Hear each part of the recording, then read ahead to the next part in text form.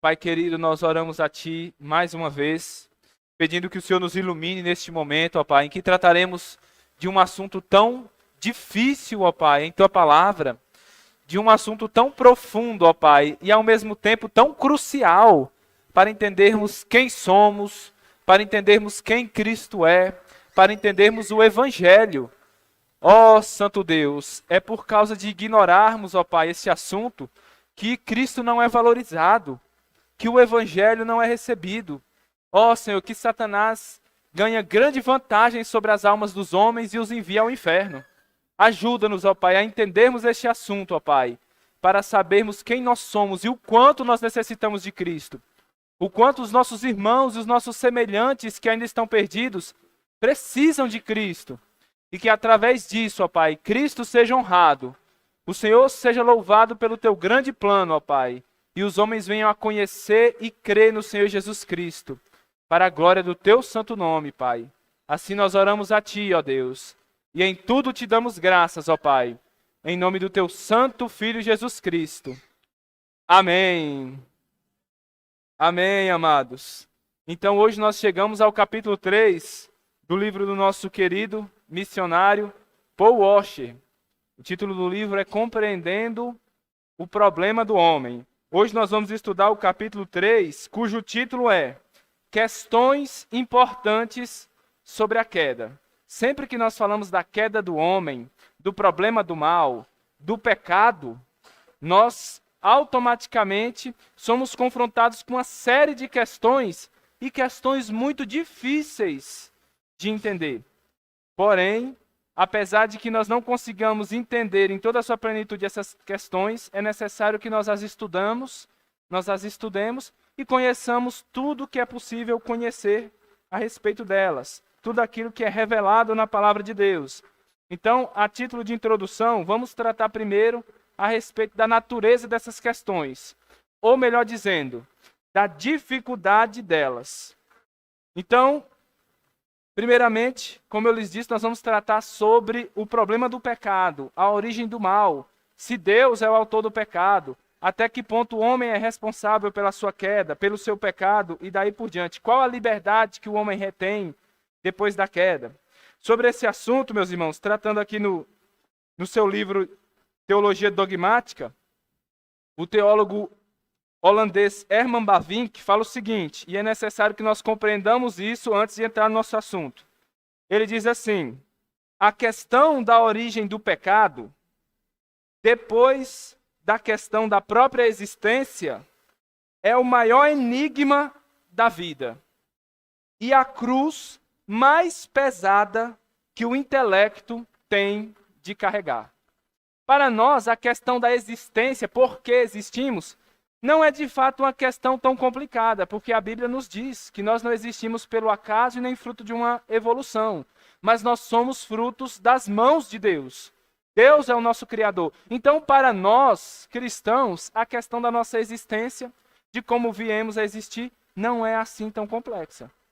Existimos porque Deus quis, porque Deus nos criou. Mas agora a questão de por que o pecado existe, como o pecado entrou no mundo, quem é o autor do pecado, aí sim são questões mais difíceis. Como o Bavinck diz, é o enigma maior da vida. É a cruz mais pesada que o nosso intelecto tem de carregar. Seguindo ainda essa linha do Bavinck, Agostinho, nesse livro aqui, e esse livro aqui, meus irmãos, eu quero indicar para vocês, Criados à Imagem de Deus, do Anthony Huckman. É o livro que nós estamos estudando para o seminário e ele é uma leitura perfeita para fazer em paralelo com o nosso livro do Paul Washer. Esse livro aqui, junto com o outro, ele traz informações muito variadas e um livro ajuda a compreender o outro. Aliás, o próprio Paul Washer, ali no início do seu livro, fala que ele estudou esse livro junto com outros para fazer esse estudo. E aí é aqui nesse livro, falando também sobre a origem do pecado, que Agostinho fala o seguinte, a respeito da dificuldade desse tema que nós temos. Ele diz assim, que ninguém, portanto, procure por uma causa eficiente da vontade má. Ou seja, ninguém busque uma causa porque a vontade de Adão se transformou em uma vontade má. Pois, afinal de contas, as suas ações más precederam foram precedidas por uma vontade má. Então Adão primeiro quis o mal e depois praticou o mal. Então a questão é, qual é a origem da ação má? É uma vontade má. Agora a pergunta é, qual é a origem da vontade má? Porque ele quis o que é mal. E sobre isso Agostinho fala, ninguém, portanto, procure por uma causa eficiente da vontade má, porque ela não é eficiente, mas deficiente. Esse aqui é um conceito, meus irmãos, que nós temos sempre que ter na nossa mente para que nós possamos começar a entender. Uma vontade má, uma causa má, não produz um efeito, produz um defeito. É somente uma vontade boa, uma causa boa que produz um efeito. Isso vai ser importante para mais na frente, quando nós formos estudar, por exemplo, a respeito de por que Cristo morreu. Nós sabemos que, da parte dos homens, eles mataram a Cristo com uma vontade má. Portanto, para os homens, por causa da sua vontade má, a morte de Cristo foi um defeito. Para eles foi um defeito, um pecado. Mas Deus também é reconhecido na Bíblia como o autor da morte de Cristo. Afinal de contas, ele enviou Cristo para morrer. Ele enviou Cristo como o Cordeiro de Deus. Então, da parte de Deus, Deus também é responsável pelo assassinato da morte de Cristo. Portanto, Deus também é culpado. Deus também é, por assim dizer, pecador na morte de Cristo. Certo? Não. Porque Deus intentou a morte de Cristo para o bem. Portanto, a morte de Cristo da parte de Deus é um efeito, é uma causa. Deus é uma causa boa e produz um efeito e não defeito. Então, da parte de Deus, ele merece todo o louvor e não toda a culpa pela morte de Cristo. Pois Deus intentou a morte de Cristo para a nossa salvação e para a glória do seu nome. Enquanto aqueles homens intentaram a morte de Cristo, movidos pelo ódio do seu coração, pela inveja que eles tinham de Cristo. E é aqui o que Agostinho está dizendo. O que motivou a queda dos homens, essa má vontade que os levou a cair, não é um efeito, mas é um defeito que foi encontrado na natureza deles.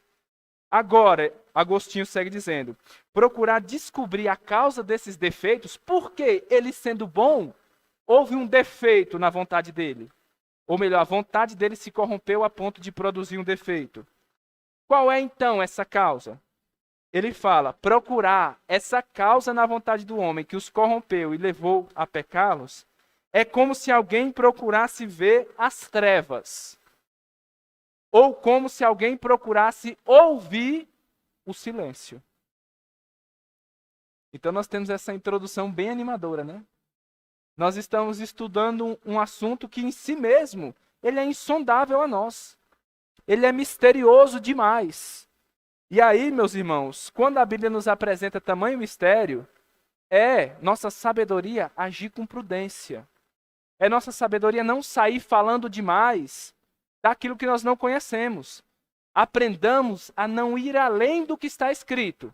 Mas se está escrito, também não neguemos como se não tivesse escrito. Então a nossa proposta aqui é estudar a revelação de Deus e ir até onde Deus nos permita ir, sem ultrapassar esses limites. Afinal de contas, como diz Provérbios 17, 28, até o insensato, quando se cala, é tido por sábio.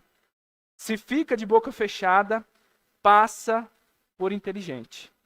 Então, quando a Bíblia se calar, nos calemos. Não nos entreguemos a especulações, como alguns modernamente, por exemplo, têm chegado a afirmar com todas as letras que Deus é o autor do pecado. Quando a Bíblia, em momento algum, nos autoriza a fazer esse tipo de afirmação. Infelizmente, são calvinistas que fazem essa afirmação e acabam trazendo vergonha sobre o Evangelho e sobre o caráter de Deus. Sobretudo, para finalizarmos essa introdução, tenhamos em mente aquilo que está lá em 1 Coríntios 8, 2. Se alguém julga conhecer alguma coisa, ainda não conhece como deveria conhecer. Então nós conhecemos ainda coisas a respeito sobre a origem do mal, sobre o pecado, como a Bíblia nos ensina, mas nós nunca conhecemos como deveríamos conhecer. Portanto, sempre temos que estar dispostos a conhecer mais, a aprender mais. Iniciando agora no próprio relato do estudo do Paul Washer, ele diz assim: o relato bíblico da queda de Adão nos dá uma explicação, não nos dá a única explicação adequada sobre o atual estado caído do homem e o ato que nos cerca. É também sobre esse cenário de escuridão que aparecem as glórias da misericórdia e da graça de Deus. Somente na medida que nós conhecemos, então, a tragédia de Adão e a sua condenação, é que nós podemos compreender algo sobre as glórias de Cristo e seu Evangelho. Nós só podemos entender quão grande Salvador Cristo é, à medida que nós entendemos em quão grande condenação Adão estava. Nós não valorizaremos a Cristo em toda a sua dignidade e em tudo aquilo que ele deve ser valorizado, até que nós entendamos toda a tragédia, todo o pecado, toda a hediondez do estado em que Adão caiu. Então, para que possamos compreender bem o Evangelho, a salvação, precisamos entender bem a queda e a perdição. E em nosso estudo, então, sobre a queda, nós nos deparamos sobre alguns dos temas mais complexos e conceitos teológicos de toda a Escritura. A origem do mal, a natureza da liberdade humana, o homem tem ou não livre-arbítrio? Adão caiu ou não usando o livre-arbítrio? E também nos deparamos com a soberania de Deus e o seu eterno propósito. Tudo isso, então, está mergulhado em grande mistério, mas não é totalmente impossível de ser conhecido. Então, Paul Washer pretende estruturar esse estudo em 3 partes, tratando de 3 grandes mistérios que envolvem a situação aqui da queda. O primeiro mistério, a primeira dificuldade, a primeira pergunta que temos que responder é: como Adão, sendo perfeito, e como Deus disse que ele foi criado bom, sendo justo e santo, como ele veio a cair? Como ele veio desejar o mal, sendo bom? Se ele era uma árvore boa, por que ele produziu um fruto mau? A segunda pergunta: Deus ordenou a queda? O pecado de Adão fazia parte do plano de Deus? Ou Deus disse assim: olha, eu vou criar tudo perfeito, vou criar um homem perfeito aqui, porque dessa maneira não tem como dar errado. Eu já planejei tudo nos mínimos detalhes. Não é possível que tudo que eu planejei dê errado. E aí Adão vai e peca. E aí Deus, de repente, olha para aquilo e fala: não é possível.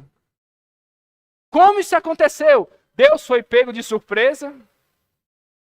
Deus assistiu aquilo impotente, ele ficou lá observando Adão agir, e Adão foi agindo, e Deus: não, Adão, não faça isso.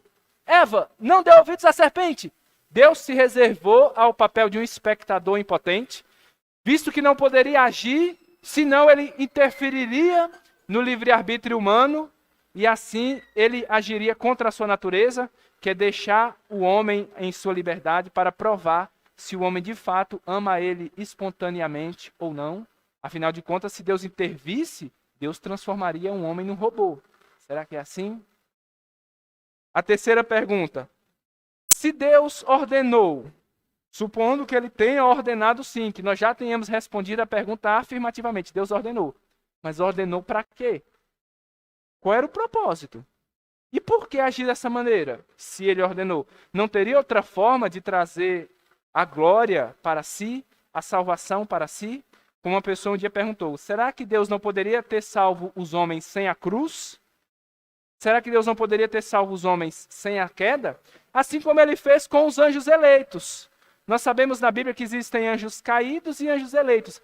Existem anjos como Miguel, Gabriel, que nunca provaram a queda, nunca provaram o pecado. Será que nós não poderíamos ter sido da mesma forma?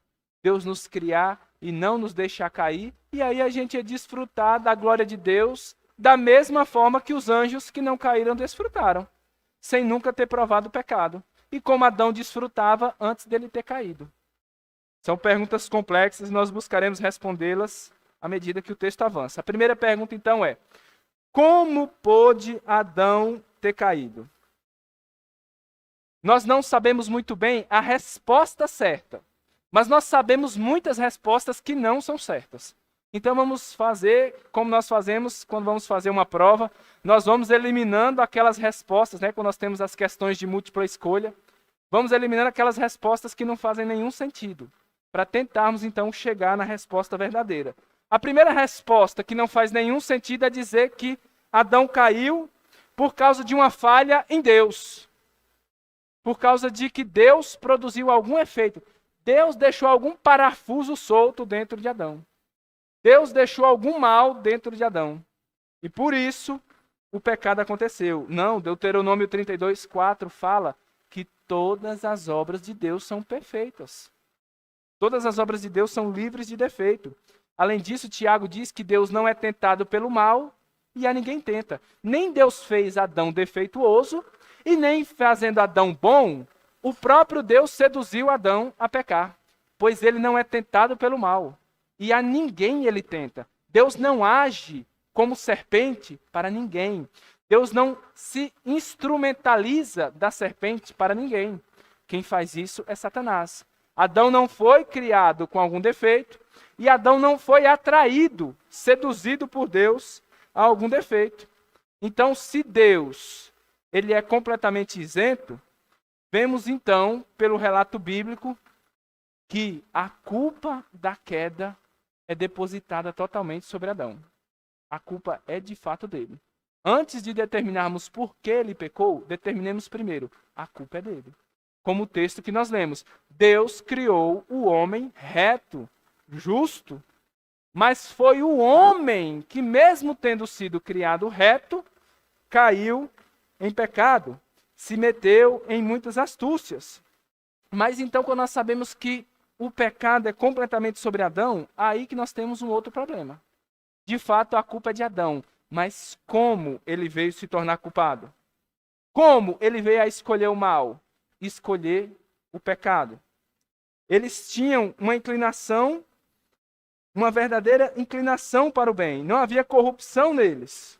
Mas então, como eles puderam escolher o mal? E o Paul Washer termina aqui o segundo parágrafo dizendo: isso está além da nossa compreensão. Porque isso contradiz a lógica bíblica de que a árvore boa produz frutos bons, que uma fonte boa vai produzir água boa. Então nós não temos uma resposta satisfatória e fácil. Mas isso não impediu de muitas pessoas buscarem responder a esse grande enigma. E aí Paul Washer vai dizer, mesmo essas pessoas que tentaram responder, as suas respostas não estão isentas de limitações.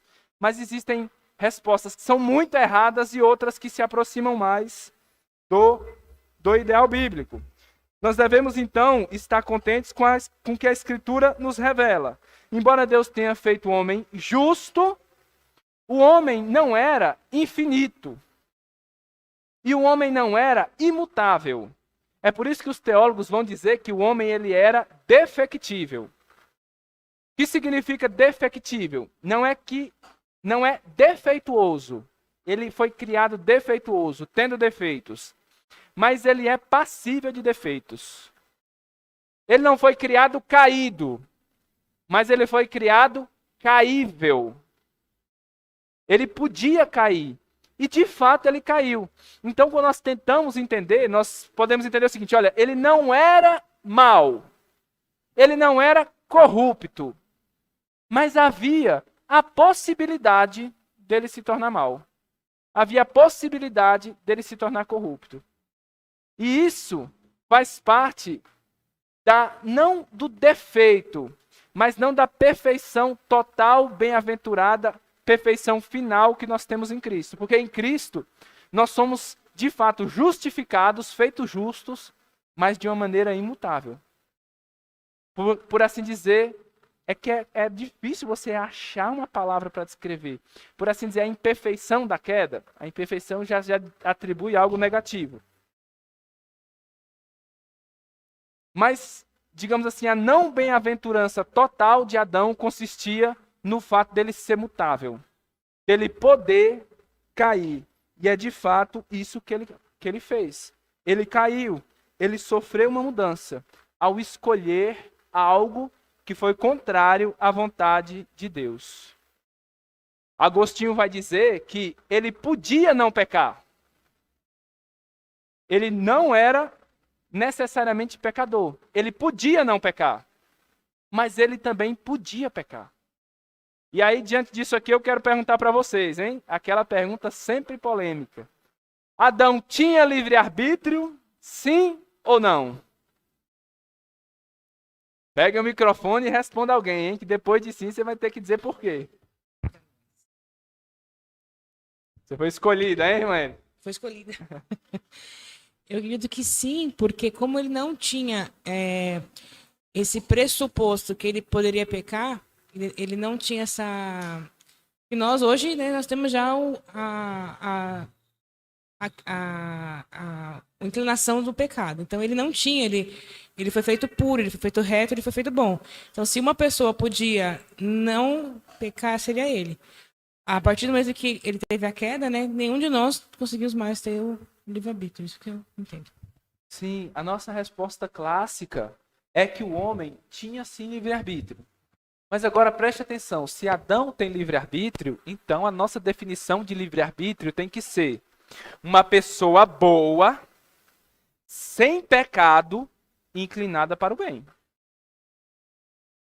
Não dá para pensar assim, ó, é um homem que ele está inclinado para o bem e para o mal. Ou um homem que está inclinado para o mal, mas ainda assim tem livre-arbítrio. Não. Se nós dissermos que Adão tem livre-arbítrio, isso tem que ter implicações na nossa definição de livre-arbítrio. Livre-arbítrio é uma pessoa boa, sem pecado, inclinada para o bem. Certo? É por isso que nós temos que entender que o livre-arbítrio, meus irmãos, ele não é simplesmente como nós definimos de qualquer maneira. Como um monge inglês chamado Pelágio definiu. Ele falou que todos os homens nascem exatamente como Adão. Puros, santos, inclinados para o bem, não corruptos, não manchados pelo pecado, mas com a sua vontade totalmente livre, como Adão e Eva tinham essa vontade totalmente livre. A irmã Tatiana quer comentar.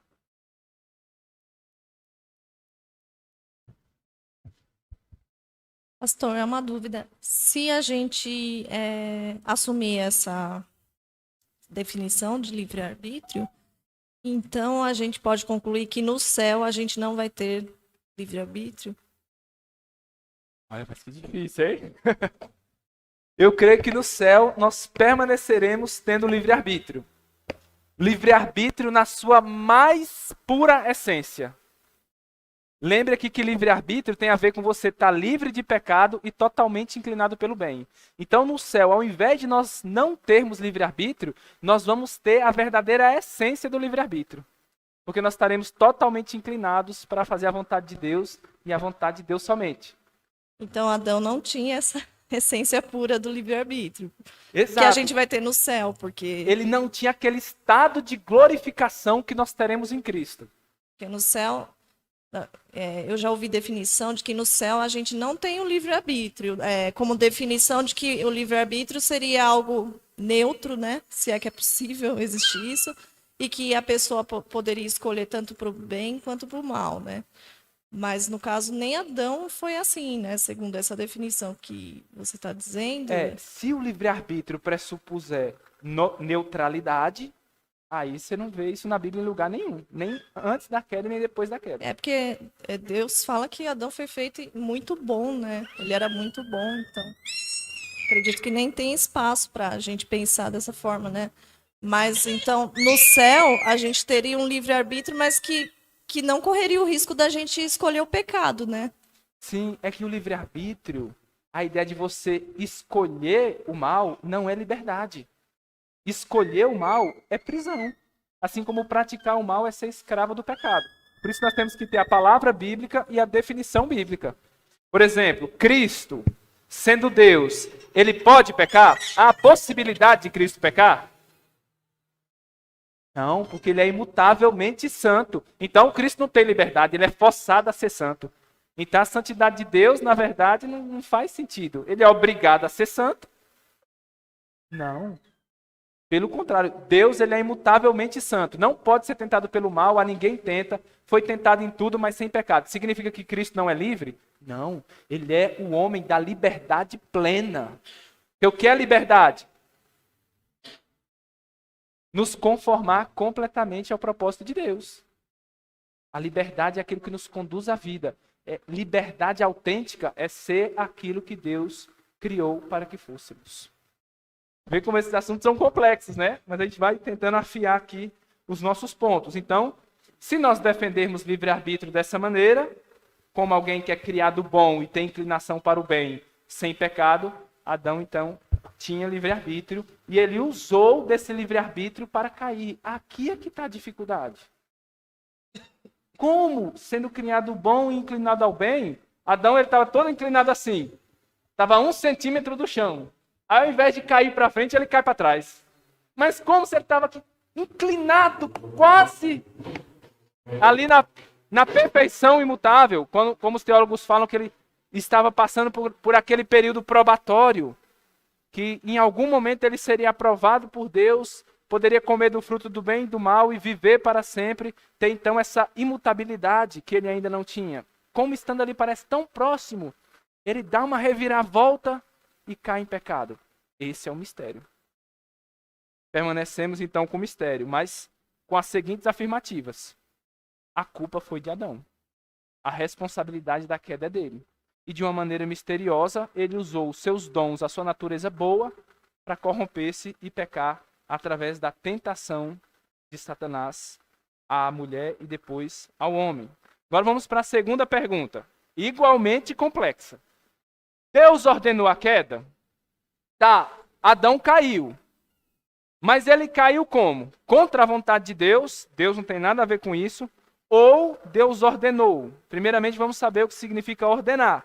Significa pôr em ordem, organizar e designar. Fazer algo tendo um fim em vista. E ainda mais, na Bíblia, essa palavra ordenar ela é muito parecida, chegando a ser sinônimo de decretar, predeterminar e predestinar. Deus, então, predestinou, ordenou, organizou todo o cenário no qual Adão cairia? Sim ou não? Quem quer responder, hein? Vamos lá. Se não tiver, eu vou ter que escolher as pessoas, hein? Vamos lá, Moisés. Gilmar. Você, Wesley, você está muito com um sorriso aqui olhando para mim, hein? Vamos lá, meus irmãos. Se a gente errar, a gente vai aprendendo aqui, o ferro vai afiando o ferro até a espada estar afiada. Vamos lá. Aí sim, hein? Aí você encontrei uma pessoa corajosa. Sim, Deus ordenou todas as coisas. Porque se a gente assumir que alguma coisa foge da vontade de Deus ou do decreto dele, a gente estaria tirando a soberania dele sobre a criação. Eu entendo assim. É uma verdade, mas também necessita de mais explicação ainda, né? Como nós falamos, nós vamos até aqui, mas depois é muito difícil. Na mesma linha que a Luana respondeu, Agostinho também tratando dessa questão, se foi da vontade ou não, da vontade de Deus que Adão caísse, se foi a vontade de Deus que ocasionou a queda de Adão, ele fala o seguinte. Ele diz, comentando a passagem de Deuteronômio, né? Este é o significado da afirmação. As obras do Senhor são grandes, bem consideradas em todos os seus atos de vontade, que, de uma maneira estranha e inefável, ou seja, que não dá para dizer, que não dá para explicar, mesmo o que foi feito contra a sua vontade, não se faz sem a sua vontade. Adão, claramente Deus disse a ele, não faça isso, a minha vontade é que você não coma do fruto da árvore do conhecimento do bem e do mal. Adão vai lá e come, e Eva e come. Então ele age contra a vontade de Deus.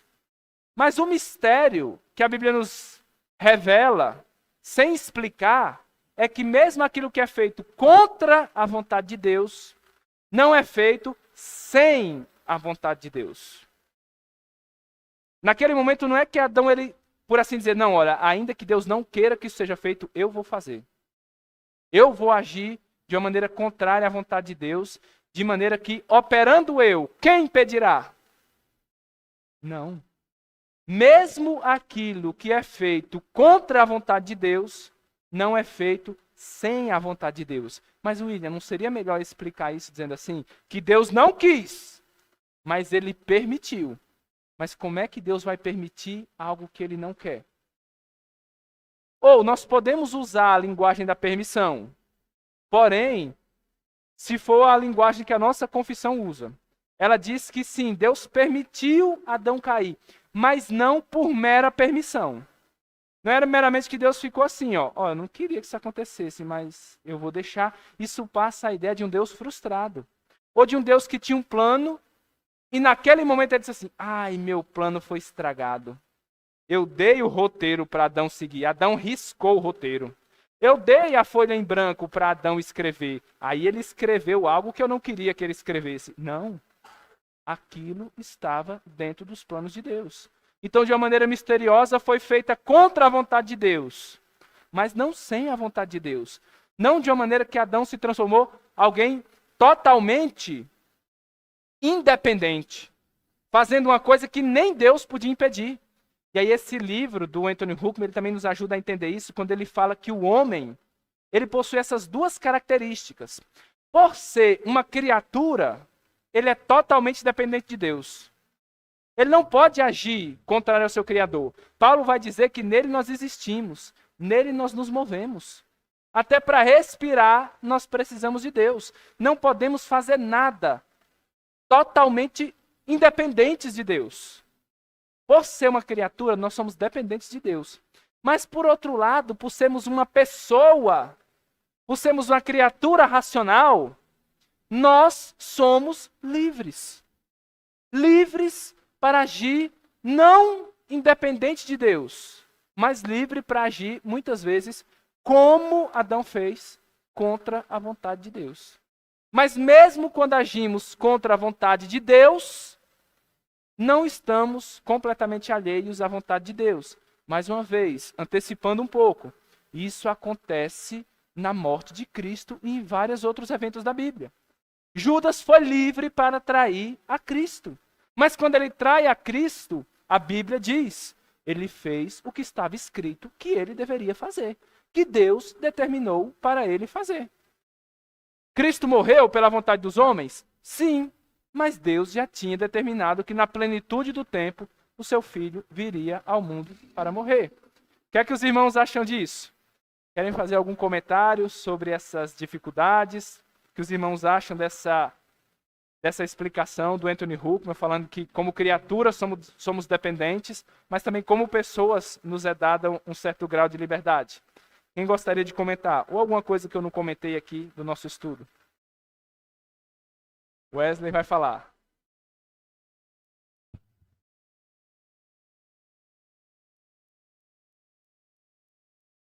Pastor William, nós podemos dizer que, né, Deus ordenou o pecado, né? E que a gente vê que Deus ele faz um pacto com Adão, um pacto de obras, né?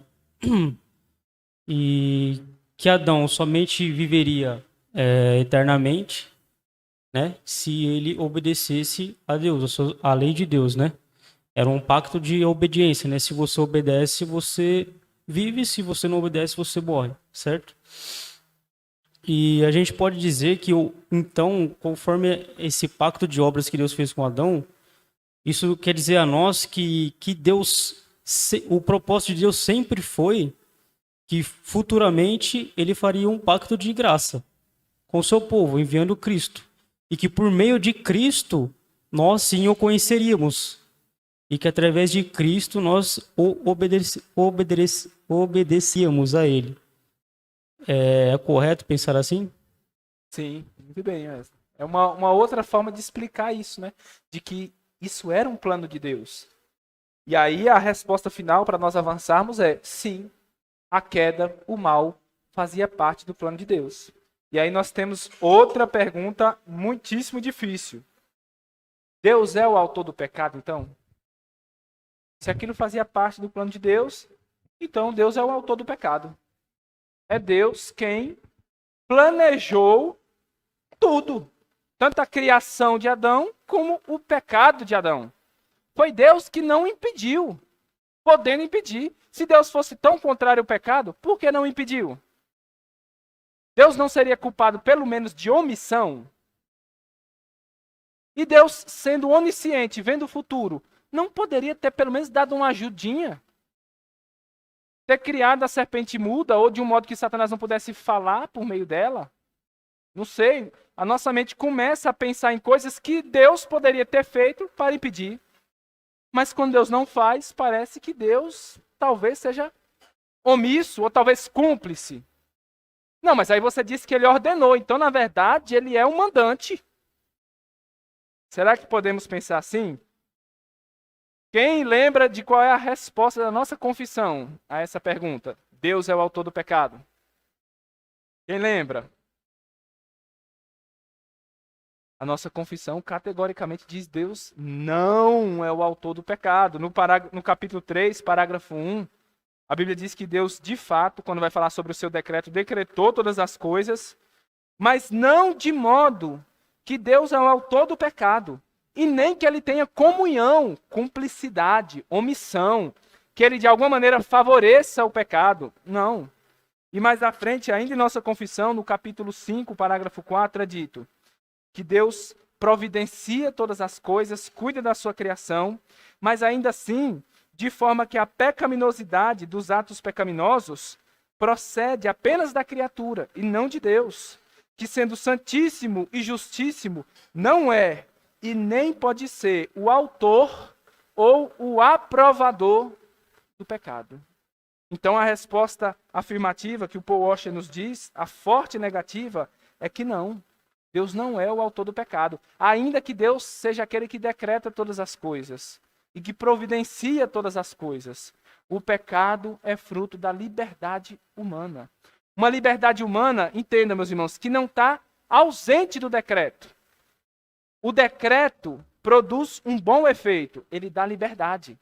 Mas essa liberdade humana, sendo mal usada, usada de maneira defeituosa, gera, então, um defeito, o pecado.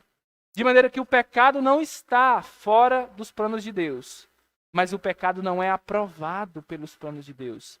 Deus usa o mal para os seus bons propósitos, embora o homem tenha usado a sua liberdade para propósitos maus. Mas tudo isso estava dentro dos planos de Deus. E aí, com palavras, é difícil nós explicarmos. Mas a Bíblia nos dá exemplos que nos ajudam a entender isso. Se com palavras é difícil entender, com exemplos fica um pouco mais fácil.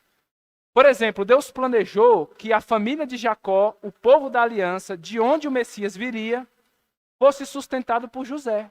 José se tornando príncipe do Egito e assim sustentando a sua família num tempo de fome. Os irmãos de José o odiavam, o invejavam e vendem o seu irmão como um prisioneiro, como escravo. A pergunta então que fazemos diante disso é: quem vendeu José para o Egito? Os irmãos dele. Então Deus não tinha nada a ver com isso? Não, Deus havia planejado isso. E a resposta bíblica em Gênesis 50, 20 é: vós, na verdade, intentaste para o mal contra mim. José dizendo aos seus irmãos: porém Deus o tornou em bem. A resposta é essa. O homem intenta para o mal, mas Deus intenta para o bem, para fazer como vedes agora, que se conserve muita gente em vida. Essa é a grande resposta para os atos pecaminosos. O homem intentou para o mal, mas mesmo essa tentativa para o mal, essa intenção maligna, é transformada em Deus para o bem. Por quê? Porque Deus é bom. Isso é maravilhoso, meus irmãos. Já pensou se o mal estivesse no mundo, sem freio, sem governo? Ninguém podia parar o mal? Quem podia garantir que finalmente Satanás não venceria Deus? Quem podia garantir que finalmente que todo o mal não venceria todo o bem? Que todas as trevas não venceriam toda a luz? Que Cristo não seria finalmente derrotado? Ai de nós, se vivêssemos no mundo em que Deus não fosse soberano sobre o pecado. Que o pecado fosse maior do que o bem. Ou como alguns orientais creem, que estivesse ali um duelo de forças. O bem e o mal em constante luta. O bem e o mal tendo forças iguais e lutando ali pelo domínio. Ora o bem prevalecendo e ora o mal prevalecendo. Não, mesmo quando parece que o mal está prevalecendo, é Deus que está guiando. Mesmo quando coisas ruins acontecem em sua vida, Deus é poderoso para fazer com que cada coisa, mesmo o mal, mesmo o pecado, coopere para o seu bem. Louvado seja Deus pela sua soberania. Em Atos 2, 23, nós lemos: Jesus Cristo foi entregue pelo determinado desígnio e presciência de Deus. Vós o mataste crucificando pela mão dos iníquos. Os judeus, os homens maus, crucificaram a Cristo. Então Deus não tem nenhuma participação nisso? Deus apenas foi um espectador impotente? Não, porque Atos 4, 27 e 28 diz: porque verdadeiramente se ajuntaram nessa cidade contra teu santo servo, ao qual ungiste Herodes e Pôncio Pilatos, com os gentios e gente de Israel, para fazerem tudo o que a tua mão e o teu propósito determinaram. Veja, se Deus age assim no maior evento que existiu, se Deus controla o evento mais grandioso que já existiu, a morte de Cristo, será que ele não controla os eventos mais simples? Se é errado Deus controlar isso, então é errado Deus controlar as coisas pequenas também. Não, Deus controla todas as coisas. É isso, por exemplo, que faz com que as nossas orações façam sentido. Eu oro para Deus salvar uma pessoa porque eu sei que Deus pode salvar. E, aliás, se Ele me despertou para orar por uma pessoa, é porque isso já me mostra que Ele tem uma intenção de salvar aquela pessoa. Se Deus me levou no sábado a pregar para uma pessoa, eu prego com segurança. Porque eu creio que Deus, já pelo fato de me mandar pregar para aquela pessoa, eu já discerno que o propósito de Deus, há grandíssimas chances que seja aquela pessoa salva. Talvez não naquele momento, mas talvez eu plante algo que daqui a 10 anos uma pessoa vai colher. Mas eu planto com fé e com esperança, sabendo que Deus é poderoso. Apolo pode plantar, Paulo pode regar, mas é Deus que dá o crescimento. E quando Ele dá o crescimento, de fato, aquela pessoa é salva pelo Evangelho, pelo poder de Deus. Amém, meus irmãos? Alguém quer fazer algum comentário a respeito disso? Quem quer comentar ali?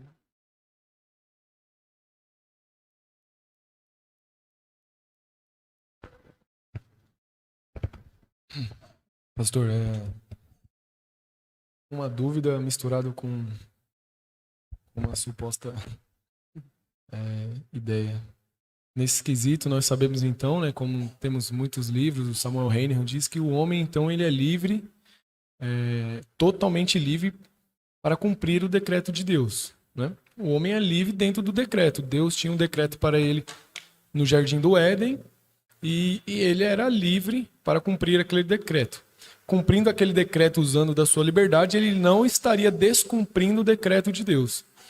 Então, nós poderíamos então dizer que ambos, tanto Deus e o homem, o agente primário e o secundário, são livres para agir de acordo com a sua vontade. Porque, no exemplo de que o Senhor deu agora, né, que as Escrituras nos dão, era do decreto de Deus que Cristo morresse. Mas, para isso, teria que ocorrer um crime, né? Não matarás. Houve essa morte. Então, dentro do decreto de Deus, a sua vontade, ela pode ser exercida, e ela foi exercida, mas de uma maneira que não contraria o seu ser. O decreto de Deus, foi o que o Senhor disse, nunca pode ser para algo mal, pois não pode vir nada de mal, nada de pecado de Deus.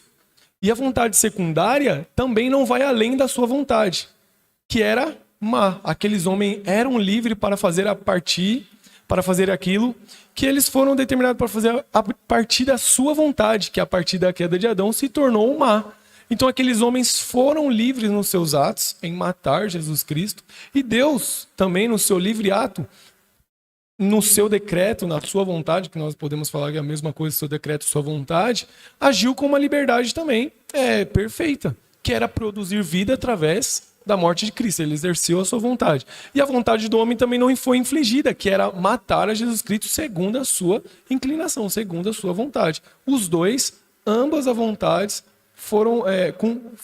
tiveram a sua conclusão dentro do decreto de Deus. O decreto de Deus, na vontade primária, era providenciar vida, pois de Deus não pode vir nada a respeito do pecado, e dentro do decreto, a vontade secundária, que era do homem, era produzir morte, pois faz parte da sua natureza, faz parte da sua vontade caída depois disso. Então, ambos os decretos, ambas as vontades, nenhuma delas foram violadas, nem a de Deus, que não pode ser, se é que pode dizer assim, e também a do homem, que não foi violada pela vontade de Deus. Era o homem realmente querendo fazer a sua vontade e fazendo, matando Jesus na cruz. Poderíamos dizer assim, ou alguma ponto, interrogação, dúvida?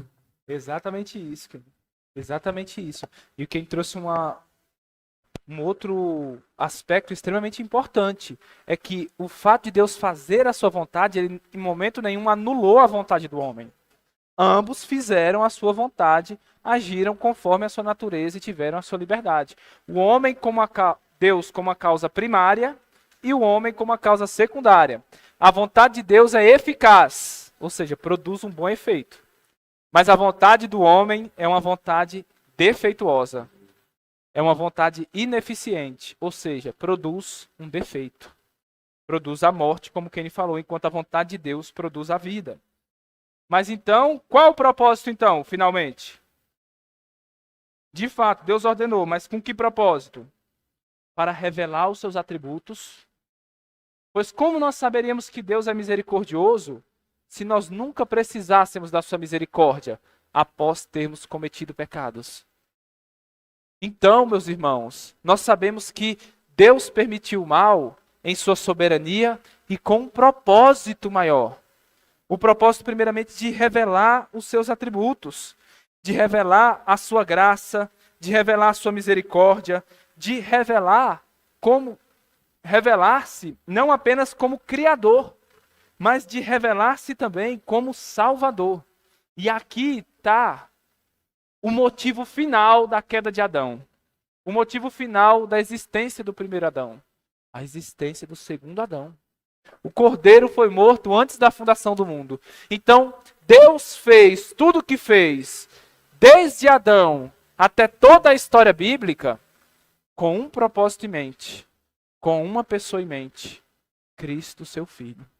Para a glória do Filho, para a sua própria glória na pessoa do Filho. A maior obra de Deus é a morte e ressurreição de seu Filho para a salvação do seu povo. No entanto, se o homem não tivesse caído, não haveria nenhum Calvário e nenhum Salvador.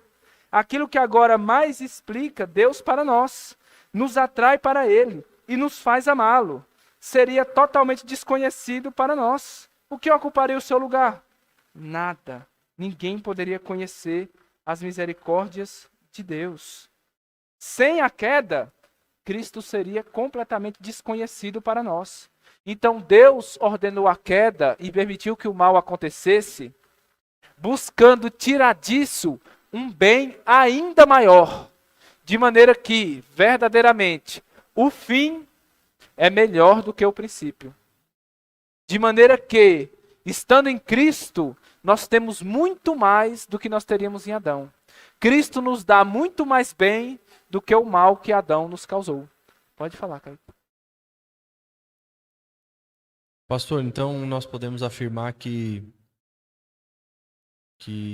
Adão ele não conhecia certos aspectos do caráter de Deus? Sim, como nós conhecemos como um Deus Salvador, antes da queda ele não conhecia, pois ele não tinha pecado. E nem como Se Adão foi salvo, ele passou a conhecer isso depois que pecou. Esse aspecto de Deus que antes era impossível conhecer, pois como ele precisaria ser salvo se ele não tinha pecado? Certo? Então, finalmente, meus irmãos, qual a resposta para a queda e o problema do mal? Qual é a resposta de Deus? Cristo Jesus, o Evangelho. Deus desfaz todo o mal do primeiro Adão na cruz de Cristo, o segundo Adão.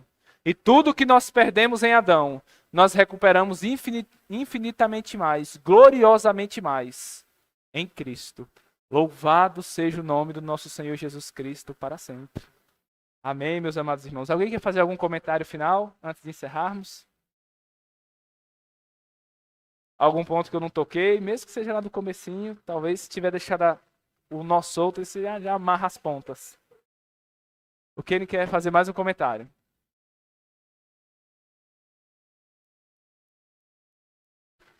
Referente a essa última questão, muitos vão dizer então que se havia um propósito e Deus teria uma compulsão em satisfazer aquele propósito. Eu estou falando de uma maneira negativa aqui, pelo fato de ser negativas as pessoas, dizendo isso, falando que Deus então teria uma necessidade de então revelar algo que ele não revelou ali para Adão. Então, nós podemos dizer que isso é negativo. De maneira nenhuma, não havia nenhuma necessidade então em Deus. Mas olhar de um outro aspecto é o que o Senhor disse. Graça é misericórdia. Então, se Deus não tinha necessidade de se revelar como um Salvador, nós não olhamos por esse aspecto, mas por graça em Deus quiser revelar o seu amor, a sua bondade, o seu perdão, a sua reconciliação, o Salvador, todo esse aspecto que, de uma maneira limitada, o homem não poderia compreender. Agora, olha a bênção e a gloriosidade do Evangelho em saber que agora nós podemos conhecer esses aspectos de Deus que em Adão talvez nós não poderíamos conhecer. A misericórdia, a graça, o perdão, pelo fato de não olhar de uma maneira negativa, mas muito mais positiva, de Deus se condescender em se revelar a nós. Um Deus que é eterno, imutável, imenso, quiser se revelar a um vaso de barro, um ser totalmente limitado, minúsculo, em Cristo Jesus. Então, acho essa questão. Não há nenhuma necessidade em Deus de procurar se revelar. Ele estaria se satisfazendo em revelar-se ao homem. Então, Deus se sente necessário de uma maneira relacional. Ele sente uma necessidade de se relacionar. De maneira nenhuma. Nós olhamos graça e misericórdia por Deus querer se relacionar conosco, meros mortais. Exatamente, que o privilégio, né? Veja, nós falamos, existem anjos que não caíram. Pelo relato bíblico, nós entendemos que esses anjos, eles não conhecem a Deus como Salvador, como nós conhecemos. Então, nós poderíamos entrar aqui e descortinar um pouco mais sobre isso, mas o ponto para nós é: que grande graça Deus nos concedeu. E prestem atenção, amados. Todos caíram. Então, naquele momento, todos os homens conheceram a Deus como o condenador. Mas nem todos conhecem a Deus como Salvador. Quantas pessoas aqui na nossa cidade não conhecem a Deus como Salvador? Quantas pessoas na sua família não conhecem a Deus como Salvador? Vejam a responsabilidade que nós temos de levar a Cristo para essas pessoas, para que, se Deus tem os seus decretos, os seus planos em relação a essa pessoa, elas sejam salvas. Mas quanto a nós, a responsabilidade. Finalmente, meus irmãos, para concluir, nós podemos dar a mesma resposta que José deu aos seus irmãos. Como a queda aconteceu? Adão intentou para o mal, mas Deus intentou para o bem, para os seus eleitos, para que Cristo fosse glorificado. Amém, amados? Vamos orar então para finalizar? Pai querido, nós te bendizemos e te louvamos, ó Deus, na beleza da tua santidade. Ó Senhor, pois, embora o Senhor tenha permitido e decretado que o mal entrasse no mundo, ó Deus, o Senhor não permitiu que o mal triunfasse, mas o Senhor utilizou o mal para o bem. De modo que o que o homem intentou para o mal, o Senhor intentou para o bem. De modo que, através do mal, o Senhor tem revelado a sua bondade. Tem revelado, ó Pai, que o Senhor é um Pai para nós, que o Senhor é gracioso. Não apenas um Deus criador e um condenador do pecado, mas também um Deus gracioso e salvador em Cristo Jesus. Conhecendo a pecaminosidade do primeiro Adão, nós podemos conhecer a bondade do segundo Adão. E em quem nós estamos e por quem nós te louvamos com todo o nosso coração, Senhor. Por isso nós te agradecemos e te louvamos, ó Pai, na beleza da tua santidade, por toda a tua graça, por todo o teu plano gracioso e soberano de salvação. No nome do teu Filho Jesus Cristo nós agradecemos, ó Pai. Amém.